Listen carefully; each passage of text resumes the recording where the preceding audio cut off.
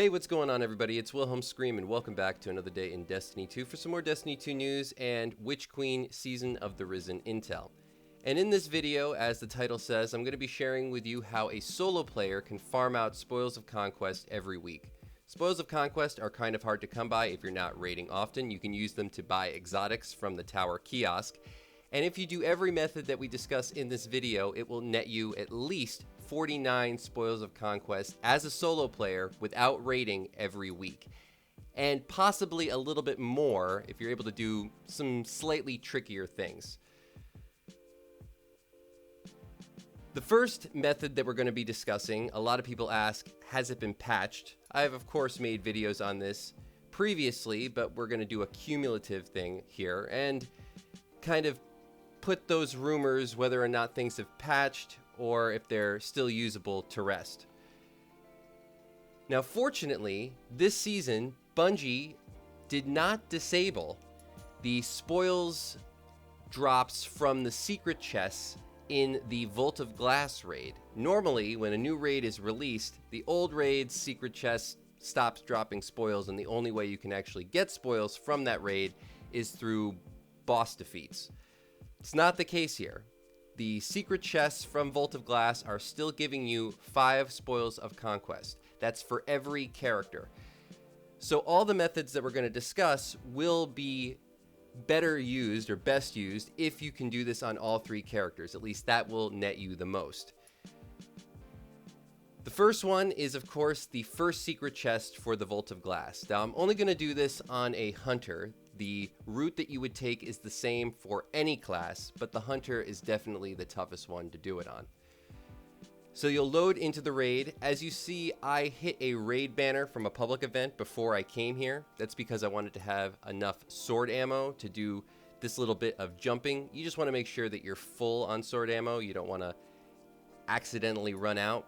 If you just load in, I think you'll only have 21 ammo bricks, or supposed. Now you have up to 61 if you just hit the raid banner and then come in. It's because if you screw up once in a while, you want to make sure that you can do this enough. If you're doing this for the first time, it's going to take a few tries. You'll load in and you'll go to that rock on the right side before the entrance of the actual raid. Have your sword equipped when you get on the Sparrow. That's because once you glitch through the wall using the Sparrow, through dismounting and essentially pushing yourself up against the wall, you're going to want to have your sword ready so that you can actually use it to do that jump, swing move that you saw me do in the beginning. Have stompies if you're on a hunter. If you're on a warlock or a titan, it's going to be a lot easier. I would use lion rampant boots if you're on a titan. If you're on a warlock, use heat rising. That'll make it really easy. Then you'll follow the path that I'm using here. Simply make your way up into these little ledges. Jumping is best done if you do that sort of jump, swing. This is probably going to be the toughest spot if you're on a hunter. Warlock shouldn't have any trouble crossing this gap. I tend to move to this right side. Use the sword to get up onto this little ledge, jump and swing. That'll keep you from falling, and it'll let you climb up a little bit even if you're not on a safe spot. And then just move across this area until you hit this load zone. This will end the out of bounds glitch. You can then just fall through or to your death. If you need to, you can also blow yourself up with a rocket launcher or a grenade launcher, and that will put you inside the map again. So essentially the glitch is over. At this point, all you need to do is make your way to that first secret chest. And like I said, for every character you do this on, it'll net you 5 Spoils of Conquest for 15 total.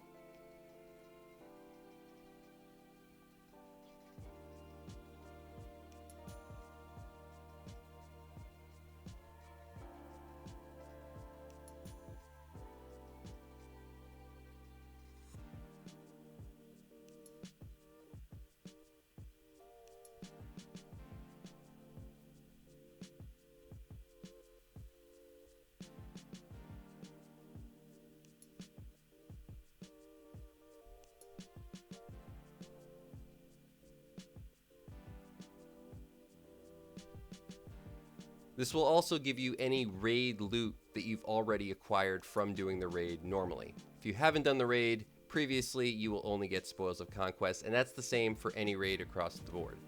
Now, the next method that we're going to discuss is actually for the Last Wish raid. Now, of course, the Last Wish raid no longer drops Spoils of Conquest from its secret chest, but like I said in the beginning of the video, you can still get spoils from boss defeats. So I get a lot of questions whether or not this glitch was actually patched. It has not been. This is an out-of-bounds glitch you'll do right at the beginning of the raid as you load in. You saw I went to the right and jumped over that false wall. This jumping area is difficult on a hunter, but again, I'm doing it on a hunter just so to show you that it is possible. On a warlock, you can actually use heat rising to jump across this gap. On a titan, you can titan fly to get across this gap. If you're on a hunter, stasis is really the only way you're going to be able to make it. But simply make your way outside of the map as you see and follow this path. There's a couple of little spots that will really trip people up. At least that's what they tell me when they respond in the comments. This spot in particular, they say they can't jump up onto the roof. That's because you need to go to the right, and the reason you go to the left and underneath here is because there is a false wall that you won't be able to see. Same thing as the reason I jumped to the right there. Really aim for the ledge of that box, otherwise you'll just keep hitting the roof and falling off. Make your way onto this ledge, and there is another ledge that we're going to get up onto right here, but it's invisible. The only way you can do it really is to either stasis onto the wall or jump up and back. A sword can come in handy here, or if you're just a skilled jumper, you can actually just jump out and in. Once here, hit the load zone, move back, and the Tower of Open Eyes will load in. Now the great thing about this is you're just going to be killing Kali. Every time you kill Kali, it's going to give you 3 Spoils of Conquest for a total of 9 if you do it on all 3 characters. Now, the reason that any solo player can do this is because there is no death zone once you do this glitch. Every single way that Kali normally kills you won't be effective, even the white mechanic. You will die, but you'll be able to self-revive. All her damage will be retained, and you can just continually wear her down. As a solo player, it can take a while, but it's still very possible, very doable.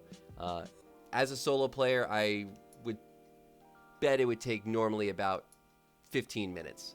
But that's really not bad, considering you're going to get 9 total Spoils of Conquest if you do this every week. So that brings us up to a total of 24 Spoils of Conquest. Now, the remaining ones are all going to be from the new raid. So as I discussed in another previous video, the first secret chest that you can find in the new raid requires no glitch. All you need to do is defeat the Shadow of Savathun right at the beginning, and then you can actually just walk through the first part of it. You don't really even have to kill any of the enemies. You will die over and over again, but the progression to the first secret chest, that is what you need to do to actually acquire the secret chest, doesn't matter if you've died or not.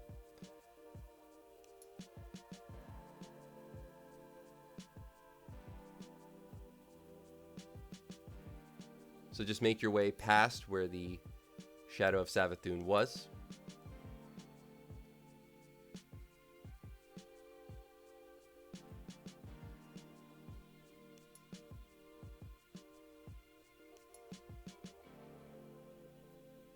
Make your way into Disciples Bog.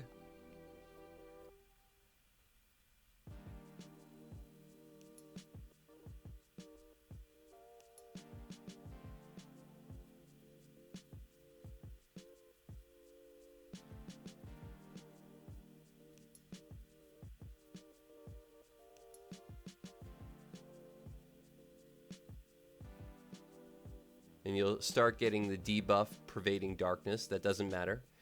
Just make your way over to this side, past the enemies. You'll find this icon, destroy it. And then I would actually just let the Pervading Darkness kill you. because you will spawn relatively close to where you died. And because we're just trying to make our way to all these different points on the map, and it doesn't matter if we die, it's easiest just to revive. You will have the pervading darkness only at a 1 time, so you can just make your way to the next icon, destroy it, and repeat for the next one after it. So again, follow this path. If you get killed by the enemies, it doesn't matter. Sometimes it's actually good because it might actually spawn you back at the previous area that you died. As you see, it does here. I actually respawned closer to the icon that I destroyed. Make your way to the long hallway with the big pillars. And at the very end, you'll find another icon. You should receive a prompt for it on the map. And then you'd make your way back down this hallway and turn to the left from where I am here. But you see, I'm just going to wait to die once again. And I'll actually spawn on the opposite end of the hallway where I came in.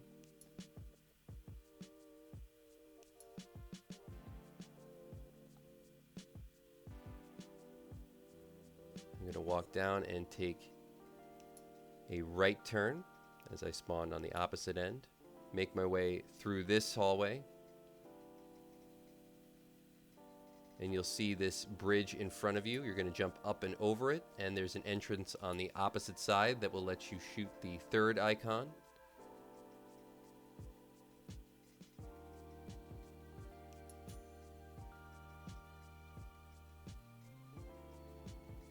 You can die once more.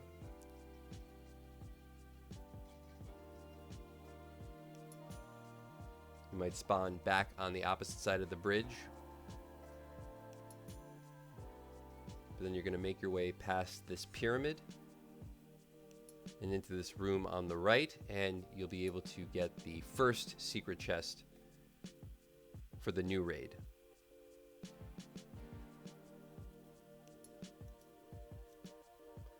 Now, the next one, and the final bit of spoil farming that we will show in this video, does also require an out-of-bounds glitch.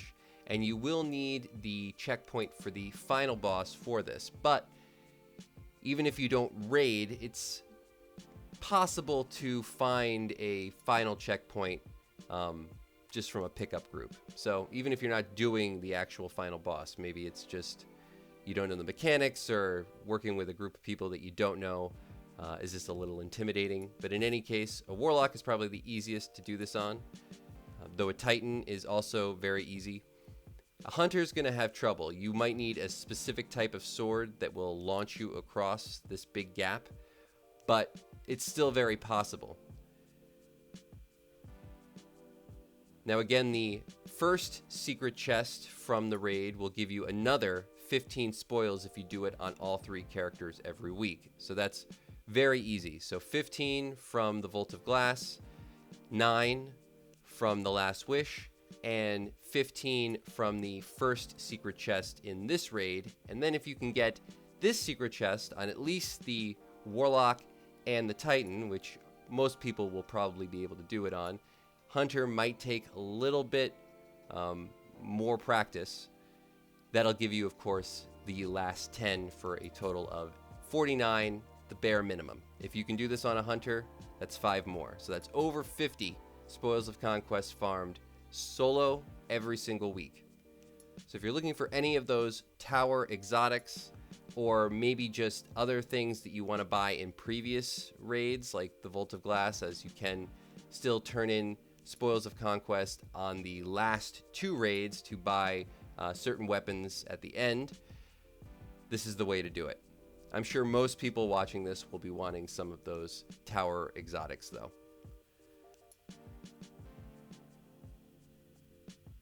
This is actually a fairly easy out of bounds glitch compared to the other 2, because everything's fairly flat. You just need to follow the pathing.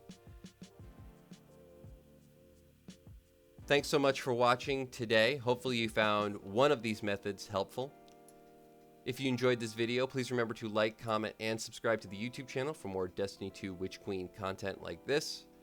You can also follow me on Instagram or Twitter, or leave any of the hashtags listed directly beneath this video in the comments section down below. Any of those things will give you entries into any future giveaway on this YouTube channel. We do one every 1,000 subscribers. And remember, the secret hashtags I do on every video. So if you haven't done that on a previous piece of content on this channel, they stack between all videos, so you can always go back and do it again. Thanks so much for watching once more. As always, I am Wilhelm Scream, and of course, we will see you next time.